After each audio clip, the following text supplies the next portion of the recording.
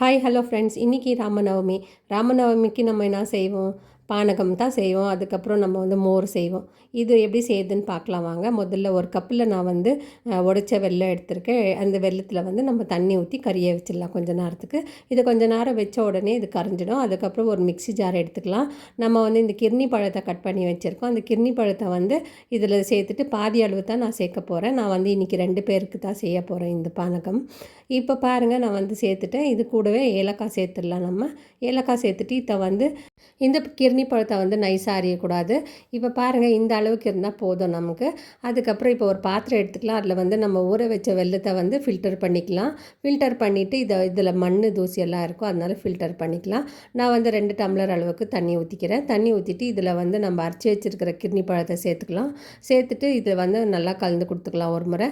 அதுக்கப்புறம் நான் half lemon எடுத்திருக்கேன். நான் பெரிய லெமன் எடுத்திருக்கேன்.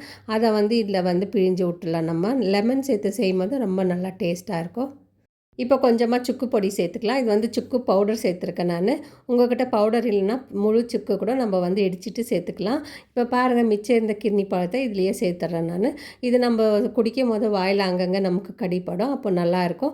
இப்போ இந்த ட்ரிங்க் ரெடி ஆகிடுச்சு. இந்த பானகம் ரெடி ஆகிடுச்சு. இப்போ நான் 2 கிளாஸில் ஊற்றி வச்சிடுறேன்.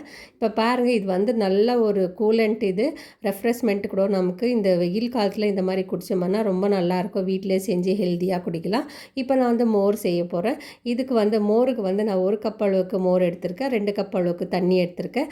இதில் எல்லாமே அரைஞ்சி போட்டுக்கலாம். நம்ம இஞ்சி, கொத்தமல்லி, கருவேப்பிலை, பச்சை மிளகாய் இதெல்லாம் சேர்த்துட்டு கொஞ்சமாக உப்பு போட்டுட்டு நம்ம இந்த மாதிரி ஆற்றி எடுத்துக்கலாம். நம்ம டீ ஆற்றுற மாதிரி இதை ஆற்றிக்கலாம். அப்போ தான் இதெல்லாம் மிக்ஸ் ஆகும் நல்லா.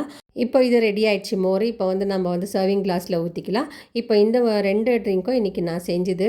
இந்த ராமநவமிக்கு நீங்களும் இந்த மாதிரி ட்ரை பண்ணி பாருங்கள். இந்த வீடியோ உங்களுக்கு பிடிச்சிருந்தால் லைக் பண்ணுங்கள், ஷேர் பண்ணுங்கள், சப்ஸ்கிரைப் பண்ணுங்கள். தேங்க்யூ, பாய்.